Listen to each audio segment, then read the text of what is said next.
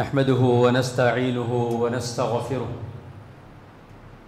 ونعوذ بالله من شرور أنفسنا ومن سيئات أعمالنا من يهده الله فلا مضل له ومن يضلله فلا هادي له وأشهد أن لا إله إلا الله وحده لا شريك له وأشهد أن محمدًا عبده ورسوله أرسله بالحق بشيرا ونذيرا وداعيا إلى الله بإذنه وسراجا منيرا أما بعد فإن خير الحديث كتاب الله وخير الهدي هدي محمد صلى الله عليه وسلم وشر الأمور محدثاتها وكل محدثة بدعة وكل بدعة ضلالة وكل ضلالة في النار. أعوذ بالله من الشيطان الرجيم. بسم الله الرحمن الرحيم. اليوم أكملت لكم دينكم وأتممت عليكم نعمتي ورضيت لكم الإسلام دينا. وقال الله تبارك وتعالى: ما كان محمد أبا أحد من رجالكم ولكن رسول الله وخاتم النبيين. عن أبي سعيد الخدري رضي الله تعالى عنه قال: قال رسول الله صلى الله عليه وسلم: المهدي مني أجل البهجة أقنى الأنف يملأ الأرض قسطا وعدلا كملئت جورا وظلما يملك 7 سنين. ابو داود. ہر قسم کی تعریف، توصیف، بڑائی، کبریائی، پاکیزگی، بزرگی اللہ سبحانہ و تعالیٰ کے لیے سزاوار اور زیبا ہے، جو ساری کائنات کا مالک، رازق، حاکم اور معبود برحق ہے. لاکہا درود و سلام ہو تمام انبیاء علیہ السلام پر، خصوصیت کے ساتھ رحمت للعالمین، امام الانبیاء، شافع محشر، ساقی کوثر، خاتم النبیین محمد مصطفیٰ صلی اللہ علیہ وسلم کے ذات گرامی پر، جن کے ذریعے اسلام کی من وعن تعلیمات ہمیں اور آپ کو ملی. اللہم صلی علی محمد وعلی آل محمد وبارک وسلم. محترم بزرگوں، نوجوان بھائیوں، معصوم بچوں اور پردہ نشین اسلامی مائیں اور بہنیں، خطبہ جمعہ کا عنوان ہے شکیل بن حنیف کا فتنہ اور اس کے عقائد. حاضرین، یہ دور فتنوں کا دور ہے. ہر چہاروں جانب سے روزانہ کوئی نہ کوئی فتنہ جنم لیتا ہے، اور یہ فتنے تقریباً دین کے نام پر رونما ہو رہے ہیں اور دینی لبادہ اوڑھ کر ہمارے درمیان آ رہے ہیں، اور ان فتنوں کا شکار مسلمانوں کا ایک بڑا طبقہ کسی نہ کسی ناحیے سے ہوتا جا رہا ہے. ہندوستان کی آزادی کے موقع پر ایک فتنہ اٹھا، فتنہ قادیانیت. غلام احمد قادیانی نے اپنے آپ کو پہلے مہدی، عیسیٰ اور پھر آخری نبی ہونے کا دعویٰ کیا، اور اس وقت کے علماء اور آج تک کے علماء اکرام اس کا رد کرتے آ رہے ہیں. اور وہ فتنہ اس قدر مضبوط ہوتا گیا کہ سیاسی اعتبار سے اسے بڑا اثر و رسوخ ملا، اور پھر دیکھتے ہی دیکھتے آج وہ پوری دنیا کے اندر پھیلا ہوا ہے. ہندوستان سے اٹھنے والا یہ فتنہ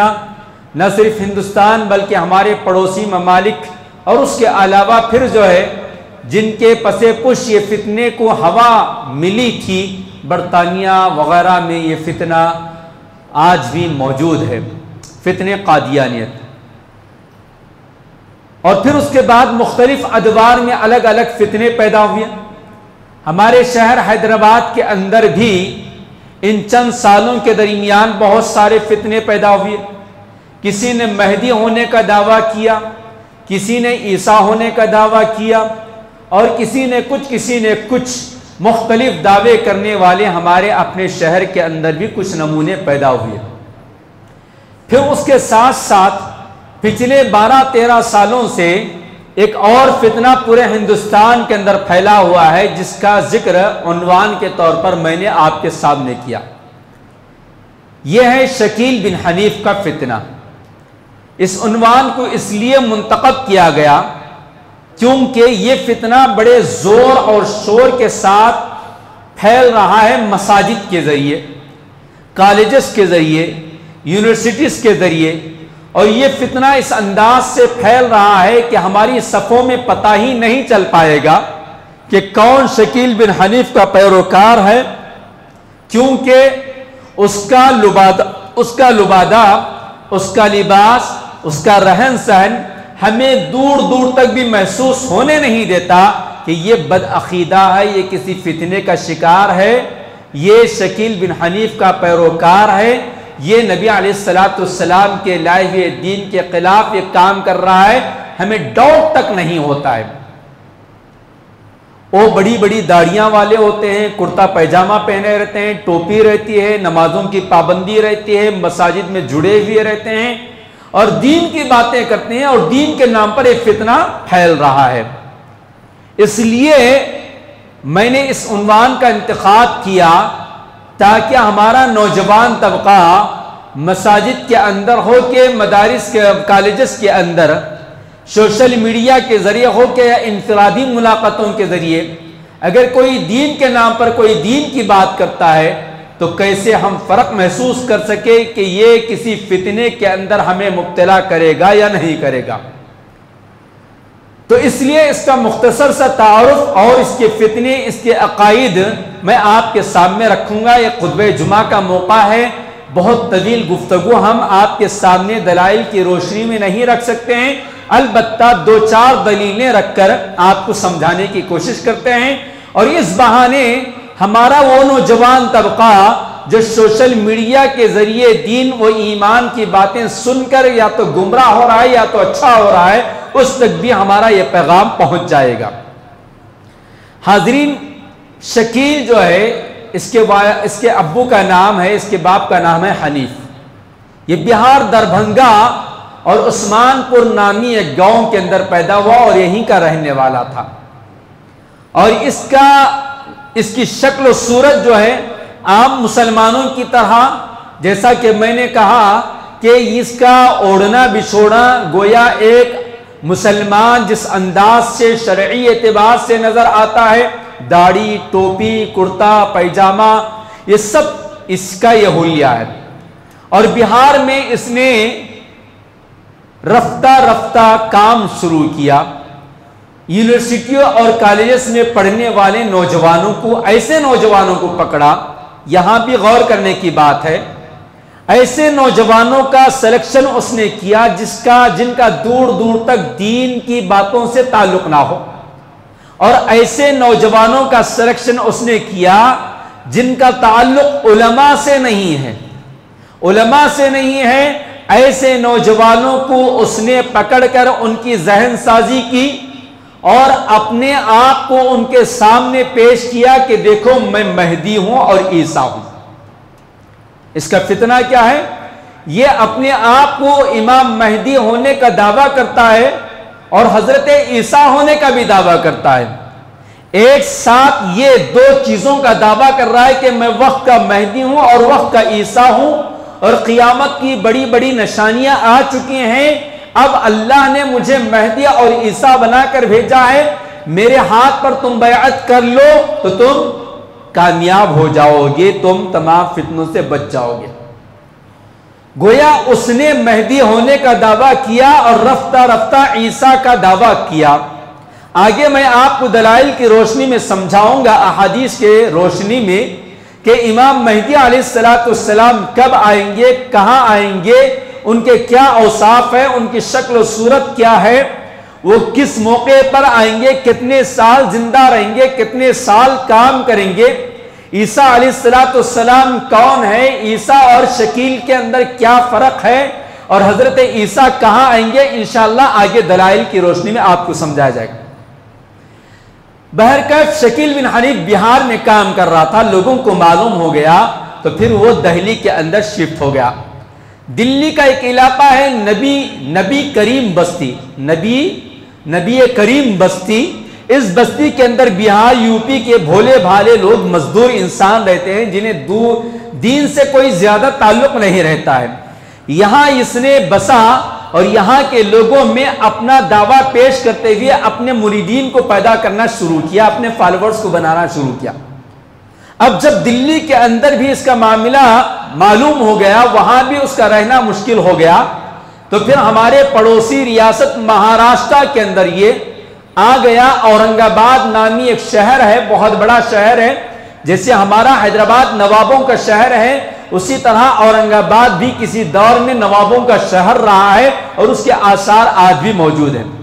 اورنگ آباد کے اندر یہ مستقل کنٹینیو وہیں پر رہنے لگا اور آج بھی وہیں پر ہے، اور کسی صاحب نے ایک بڑی زمین دے کر ایک پوری بستی اس کی آباد کروا دی،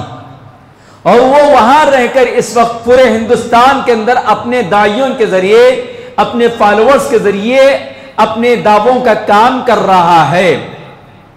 اور اس وقت تک تقریباً شیخ ثناء اللہ مدنی حفظہ اللہ، جن کو آپ سب جانتے ہیں، انہوں نے ایک کتابچہ لکھا 2020 کے اندر، اس کو انہوں نے شائع کیا، تو 2019 تک کے حالات کو اس میں انہوں نے لکھا ہے کہ جب تک تقریباً 10,000 سے زیادہ اس کے فالوورز تھے، اب جبکہ تقریباً 5 سال اور بڑھ گئے ہیں، اور روزانہ سوشل میڈیا کے ذریعے کہیں نہ کہیں کوئی نہ کوئی ہمیں اور آپ کو ویڈیو کی شکل میں دیکھنے کو مل رہا ہے کہ مسجدوں سے انہیں نکالا جا رہا ہے، دھتکارا جا رہا ہے، چاہے وہ ہمارے شہر حیدرآباد کے مہدی پٹنم میں پیش آنے والا واقعہ ہو، یا کرناٹک کی مساجد میں، یا مہاراشٹر کی مساجد میں، یا بہار یوپی کے مساجد میں، یا آندھرا کے مساجد میں، جہاں یہ لوگ کام کرتے ہوئے نوجوانوں کو اپنے جال میں پھنساتے ہوئے پکڑے گئے، اور جب انہیں نکالا گیا تو اس طرح کے واقعات ہمارے سامنے پیش آئے۔ تو گویا شکیل بن حنیف جو کام کرتا ہے، اس کے پیروکار جو ہے اس کی دعوت کو عام کرتے جا رہے ہیں رفتہ رفتہ، اور ان کی بھی شکل و صورت ایسی ہی جیسا کہ میں نے ذکر کیا۔ وہ پہلے ایسے نوجوانوں کا انتخاب کرتے ہیں، ایسے بھولے بھالے مسلمانوں کا سلیکشن کرتے ہیں جنہیں قرب قیامت کی نشانیوں کا علم نہیں ہے، جنہیں امام مہدی یا دجال یا عیسیٰ علیہ السلام کے نزول کا علم نہیں ہے، یا علماء سے ان کا تعلق نہیں ہے۔ پھر اس کے بعد ان کا مائنڈ یہ کرنے کے بعد جو ہے اسٹپ بائی اسٹپ جو ہے وہ لوگ بیعت لیتے ہیں۔ ان کا ایک لوکل امیر الگ ہے، ڈسٹرکٹ امیر الگ ہے، اسٹیٹ کا امیر الگ ہے۔ پھر اس کے بعد جو ہے اورنگ آباد میں یہ شکیل بن حنیف جو ان کا مہدی ہے اس تک پہنچاتے ہیں۔ اس طرح پورا رازدارانہ طور پر خفیہ انداز میں یہ لوگ کام کرتے ہیں۔ نہ جانے ہمارا یہ عنوان سننے کے بعد بہت سارے ممکن ہے نوجوانوں کے دل و دماغ میں یہ بات آئے گی کہ ہمارا فلاں دوست، ہمارا فلاں ساتھی بھی اس طرح کے عقائد سے متاثر ہے۔ کیوں؟ اس لیے کہ اس سے پہلے بھی اس طرح کے عناوین پر جب بات کی گئی تو بہت سارے لوگوں نے اپنے اپنے عقائد کا اظہار کیا کہ ہمارے پاس بھی اس طرح کی دعوتیں آئی تھی۔ اب آپ کو میں لے چلتا ہوں اس کے جو عقائد ہیں اس جانب۔ سب سے پہلے تو اس نے اپنے آپ کو مہدی ہونے کا دعویٰ کیا۔ میں نے آپ کے سامنے حدیث پیش کی جس کو سنن ابو داؤد کے اندر امام ابو داؤد رحمت اللہ علیہ نے نقل کیا، اور یہ حدیث کتاب المہدی کے اندر موجود ہے، کتاب نمبر 35 اور حدیث نمبر 4285، یعنی 4285 حدیث نمبر ہے۔ آپ علیہ السلام نے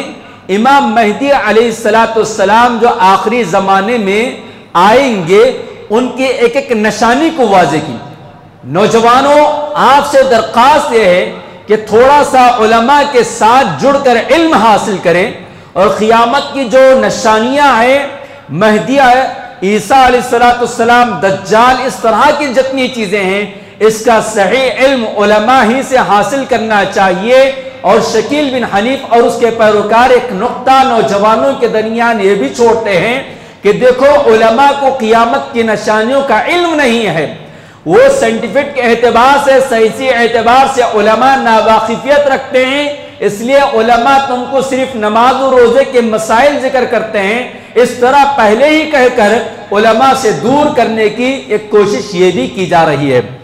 لہٰذا ہمیں سوچنا چاہیے کہ مہدی کا ذکر احادیث کے اندر ایک جگہ نہیں، دو جگہ نہیں، بلکہ حدیث کی ہر کتاب کے اندر موجود ہے، اور مکمل صفات موجود ہیں، وقت موجود ہے، مسجد کا علاقہ موجود ہے، شہر موجود ہے، کون سے خاندان سے ہوں گے، کیا نام ہوگا، ان کے ابو کا نام کیا ہوگا، ان کی پیشانی کیسی ہوگی، ان کی ناک کیسی ہوگی، ان کا چال و چلن کیسے ہوگا، اور پھر اس کے ساتھ ساتھ وہ کتنے سال خدمت کریں گے، ان کے ذریعے کن کن کا خاتمہ ہوگا، کہاں پناہ لیں گے۔ گویا احادیث کے اندر کوئی ایسی بات نہیں جو امام مہدی کے تعلق سے نہ کہا گیا ہو۔ یہ اور بات ہے کہ شیعہ کے امام مہدی الگ ہیں اور اہل سنت والجماعت جس کو قرآن اور حدیث کے اندر جو ہے صحیح باتیں بتائی گئی ہیں، جس کا عقیدہ ہے وہ مہدی قرب قیامت میں آئیں گے، قیامت کے قریب میں آئیں گے۔ تو چلیے جس حدیث کو میں نے ذکر کیا اس میں چند باتیں نبی علیہ السلام فرمائے۔ آپ نے فرمایا المہدی منی، پہلی چیز سمجھنے کے لیے کافی ہے، المہدی منی۔ آپ علیہ السلام نے کیا کہا؟ مہدی میرے خاندان کا فرد ہوگا۔ مہدی آپ علیہ السلام کے خاندان سے ہوگا، حضرت فاطمہ رضی اللہ تعالی عنہا کی اولاد یعنی خاندان میں سے ہوگے امام مہدی۔ اور دوسری حدیث میں آپ علیہ السلام نے مہدی کا نام بھی ذکر کیا کہ وہ میرے اسم با مسمى رہے گا، یعنی اس کا نام محمد اور اس کے ابو کا نام بھی عبداللہ رہے گا، محمد بن عبداللہ۔ اب اس کا نام کیا ہے؟ شکیل بن حنیف۔ اور یہ آل رسول علیہ السلام سے تعلق نہیں، اہل بیت سے اس کا دور دور تک تعلق نہیں، حضرت فاطمہ رضی اللہ تعالی عنہا کے خاندان سے اس کا تعلق نہیں۔ اور پھر آگے چلتے ہیں کہ امام مہدی کی ولادت کہاں ہوگی اور کیسے ہوگی۔ اور پھر اس کے بعد حدیث میں دوسرا آپ علیہ السلام نے امام مہدی کی پیشانی کا ذکر کیا، یعنی جس نبی نے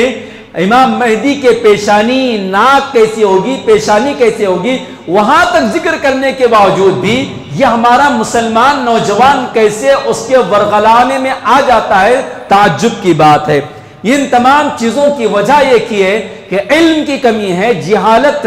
اور جو ہے علماء سے دوری کا نتیجہ ہے۔ آپ نے فرمایا اجل الجبہتا،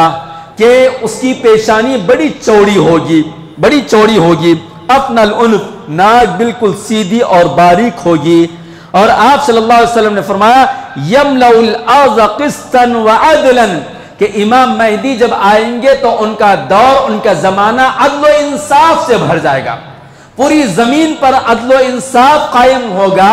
یہاں تک کہ مختلف روایتوں میں آپ علیہ السلام نے اس دور کا ذکر فرمایا کہ اس دور میں اس قدر عدل و انصاف ہوگا کہ شیر، بھیڑیا، اونٹ ایک ہی پانی کے کنویں کے پاس کھڑے ہو کر پانی پیں گے، یعنی اس قدر امن و سلامتی ہوگی کہ شیر بھیڑیا پر حملہ نہیں کرے گا اور کسی بھی ظالم، کوئی بھی ظالم قسم کا مظلوم پر حملہ نہیں کرے گا، اس قدر عدل و انصاف کا بول بالا ہوگا۔ اور اس دور میں عدل و انصاف جب قائم کیا جائے گا تو اس دور کا ذکر کرتے ہوئے آپ نے فرمایا کما ملئت جورا وظلما، جس طرح کی پوری زمین کے اوپر ظلم اور زیادتی پھیلی ہوئی ہے اس کا خاتمہ ہو جائے گا اور عدل و انصاف قائم کیا جائے گا۔ یملک 7 سنین، یہاں ایک اور بات امام مہدی کے بارے میں آپ صلی اللہ علیہ وسلم نے فرمایا کہ یہ 7 سال تک رہیں گے۔ دوسری روایتوں میں 9 کا بھی 8 کا بھی ذکر ہے، اور ایک اور روایت میں اس بات کا ذکر کیا گیا ہے کہ راوی حدیث کو شک تھا، راوی حدیث کو شک ہو گیا کہ 7، 8 یا 9، بہرحال 7-8 سال کا ذکر یہاں کیا گیا ہے، جبکہ شکیل بن حنیف کا فتنہ شروع ہو کر تقریباً 14 سال ہو رہے ہیں اور اس کی پیشانی چوڑی نہیں، اس کی ناک لمبی نہیں، اور اس کے ان 14 سالوں میں عدل و انصاف پوری دنیا کے اندر پھیلا نہیں، بلکہ پوری دنیا کے اندر ظلم و زیادتی اس قدر بڑی ہوئی ہے کہ ہم چہاروں جانب دیکھ رہے ہیں، اور خود یہ جس ملک میں رہ کر دعویٰ کر رہا ہے اس ملک میں آئے دن ظلم و زیادتی کا معاملہ یہ ہے کہ نہ مسجد محفوظ ہے، نہ جائیداد محفوظ ہے، نہ عزت و آبرو محفوظ ہے۔ ایسے دور میں اس کا یہ دعویٰ یہ بھی جھوٹا ہو جاتا ہے۔ آئیے پھر اس کے بعد جو ہے اور بھی بہت ساری احادیث ہیں۔ امام مہدی جیسا کہ میں نے کہا یہ خاندان رسول سے ہیں، اور ان کا نام محمد بن عبداللہ ہے، اور زمین پر پوری طرح عدل و انصاف قائم ہوگا۔ اور پھر اس کے بعد امام مہدی کا زمانہ اور ان کا کام کیا ہے؟ آپ علیہ السلام فرماتے ہیں، اس حدیث کے راوی بھی حضرت ابو سعید خدری رضی اللہ تعالی عنہ ہیں، ان رسول اللہ صلی اللہ علیہ وسلم قال یخرج فی آخر امتی المہدی، کیا آپ علیہ السلام نے فرمایا کہ میری امت کے آخری زمانے میں ایک مہدی نکلے گا، اور اللہ تبارک و تعالی جو ہے یسقہ اللہ، اللہ تبارک و تعالی اس کے زمانے میں بارش کے ذریعے پوری زمینوں کو سیراب کر دے گا، خوشحالی لے آئے گا، اور زمینوں سے پودے اگنے لگیں گے، یعنی فصل نکلے گی اور پوری طرح خوشحالی رہے گی۔ اور وہ اتنا دے گا، ہر مانگنے والے کو اتنا دے گا درہم و دینار کہ وہ لیتے ہوئے تھک جائے گا، اس کا دامن بھر جائے گا، اس کی چادر بھر جائے گی، مگر وہ دینے سے تھک نہیں پائے گا، یعنی امام مہدی کے بارے میں۔ پھر اس کے بعد آپ علیہ السلام نے فرمایا کہ وہ اس کے زمانے میں جو ہے پوری امت، پورے فرقے ختم ہو جائیں گے، پوری ملتیں ختم ہو جائیں گی، اور ایک ہی امت باقی رہے گی، وہ امت محمد علیہ السلام کی امت باقی رہے گی، اور وہ یا تو 7 یا تو 8 سال رہے گا۔ اور یہ حدیث بھی بالکل صحیح حدیث ہے، مستدرک حاکم کے اندر یہ حدیث موجود ہے، کتاب الفتن والملاحم کے اندر یہ حدیث موجود ہے، اس کا بھی ہم مطالعہ کر سکتے ہیں۔ امام مہدی پر جب ظلم و زیادتی کی کوشش کریں گے تو امام مہدی کہاں پناہ لیں گے، اس کا بھی احادیث کے اندر ذکر ہے، اس کا بھی حدیث کے اندر ذکر ہے کہ امام مہدی رکن یمانی اور مقام ابراہیم کے درمیان پناہ لیں گے۔ اب یہ کہاں پناہ لیا ہوا ہے؟ بہار سے نکالا گیا، دلی سے نکالا گیا تو اورنگ آباد میں ہے، نہ اورنگ آباد میں رکن یمانی ہے نہ مقام ابراہیم ہے۔ ہم سب جانتے ہیں رکن یمانی کہاں ہے اور مقام ابراہیم کہاں ہے۔ رکن یمانی جہاں ہم طواف کرتے ہوئے حجر اسود سے پہلے کا جو کونا ہے، وہاں سے ربنا آتنا فی الدنیا حسنہ وفی الآخرۃ حسنۃ وقنا عذاب النار کا ورد کرتے ہوئے گزرتے ہیں، وہاں سے مقام ابراہیم جہاں طواف کے ختم ہونے کے بعد ہم 2 رکعت نماز پڑھتے ہیں، یہاں پناہ لیں گے۔ اس قدر واضح احادیث موجود ہیں۔ اور پھر امام مہدی کے بارے میں اور بھی بہت ساری چیزیں موجود ہیں کہ وہ کہاں رہیں گے، کہاں خدمت انجام دیں گے۔ چلیے ایک اور چیز، کیونکہ وقت بہت کم ہے، ایک اور چیز جو جس کا اس نے دعویٰ کیا اس کا ذکر کرتے ہوئے اپنی بات کو مختصر کر دیتا ہوں۔ اس نے اپنے آپ کو یہ کہا کہ دیکھو مہدی اور عیسیٰ 2 الگ شخصیت نہیں، مہدی یعنی عیسیٰ یعنی مہدی، عیسیٰ بھی اور مہدی دونوں ایک ہی ہیں، اس طرح لوگوں کو گمراہ کیا۔ اور عیسیٰ علیہ السلام کا تعارف قرآن کریم میں سورہ مریم کے اندر، سورہ بقرہ کے اندر، مختلف سورتوں کے اندر 12 بتایا گیا کہ حضرت عیسیٰ علیہ السلام اللہ تعالیٰ کی تخلیقی قدرت کے اندر سے ایک اللہ تعالیٰ کی جانب سے ایک معجزہ ہے۔ ہم سب جانتے ہیں، ہم سب کا ایمان ہے کہ حضرت عیسیٰ علیہ السلام بغیر باپ کے پیدا کیے گئے، بغیر باپ کے پیدا کیے گئے۔ اور جہاں جہاں قرآن اور حدیث میں حضرت عیسیٰ علیہ السلام کا ذکر ہے، وہاں آپ دیکھیں گے حضرت عیسیٰ علیہ السلام کی نسبت باپ کے نام کے ساتھ نہیں، کیونکہ باپ تھے ہی نہیں، تو ماں کے نام کے ساتھ ان کی نسبت ہے عیسیٰ ابن مریم، عیسیٰ ابن مریم۔ جبکہ یہ مردود جو ہے اس کے نام کے ساتھ اس کے باپ کا نام لگا ہوا ہے شکیل ابن حنیف۔ یہاں بھی ہم اور آپ سوچ سکتے ہیں کہ کسی بھی فتنے میں مبتلا ہونے سے پہلے اپنی عقل کو اور اپنے علم کو اور اپنے قریب پانے والے علماء سے جانا چاہیے، علم حاصل کرنا چاہیے، پوچھنا چاہیے کہ اس طرح کوئی ہمارے پاس آ کر اس طرح کی گفتگو کر رہا ہے کہ وہ اپنے آپ کو مہدی کہہ رہا ہے، عیسیٰ کہہ رہا ہے، اس کی حقیقت کیا ہے؟ یہاں اللہ نے بار بار عیسیٰ ابن مریم، عیسیٰ ابن مریم، عیسیٰ ابن مریم کا ذکر کیا، اور یہ شکیل بن حنیف کہتا ہے کہ میں ہی عیسیٰ ہوں، میں ہی عیسیٰ ہوں۔ جبکہ آپ علیہ السلام نے حضرت عیسیٰ علیہ السلام کے بارے میں واضح طور پر ایک ایک نشانی، ایک ایک عمل اور وقت ساری کی ساری چیزیں واضح انداز میں ذکر کیا. حضرت عیسیٰ علیہ السلام بغیر والد کے ہیں، عیسیٰ ابن مریم ہے، اور پھر اور بھی بہت ساری چیزیں ہیں. اور حضرت عیسیٰ علیہ السلام وقت کے نبی تھے، آسمان پر اٹھا لیے گئے. نبی علیہ السلام سفر معراج میں ملاقات کیے، اور قیامت کے قریب جب آپ علیہ السلام کی پیشن گوئی کے مطابق ان کا نزول ہوگا تو کہاں ہوگا؟ دیکھیے آپ صلی اللہ علیہ وسلم نے فرمایا کہ عیسیٰ کا نزول جو ہوگا وہ ملک شام میں ہوگا، جس کو آج سیریا کہتے ہیں. ملک شام میں ہوگا، سیریا جس کو آج کہتے ہیں، دمشق کے مشرقی حصے میں ہوگا. دمشق ایک شہر کا نام ہے، ایک سٹی کا نام ہے، اس کے مشرقی حصے میں ہوگا. سفید مینار پر اتریں گے، یعنی دمشق کی جامعہ مسجد کا جو سفید مینار ہے، اس نے کیا کیا؟ دلی کے ایک مسجد کے سفید مینار کو کہا کہ دیکھو یہی سفید مینار ہے، اسی پر میں نے اترا ہے، اسی پر مجھے اتارا گیا ہے، جبکہ بہار میں پیدا ہوا. آپ علیہ السلام نے فرمایا کہ سفید مینار پر اتریں گے. جب یہ عیسیٰ علیہ السلام جنت سے زمین پر اتارے جائیں گے تو ان کا لباس بھی ذکر کیا گیا کہ یعنی پیلے رنگ کے 2 کپڑوں کے اندر وہ ملبوس رہیں گے، اور ان کے اترنے کی شکل و صورت اور حیات بتائی گئی کہ وہ 2 فرشتوں کے پروں پر اپنے بازوں کو رکھ کر اتریں گے، اور ان کی اور چیزیں واضح کرتے ہوئے بتایا گیا. حضرت عیسیٰ علیہ السلام جب جھکیں گے تو گویا سر سے ایسا محسوس ہوگا کہ موتی کے گر ڈھل رہے ہیں، اور جب سر اٹھائیں گے تو گویا ایسا محسوس ہوگا کہ حضرت عیسیٰ علیہ السلام کے سر سے جو ہے موتی کے قطرے ڈھل رہے ہیں، یعنی ٹپک رہے ہیں.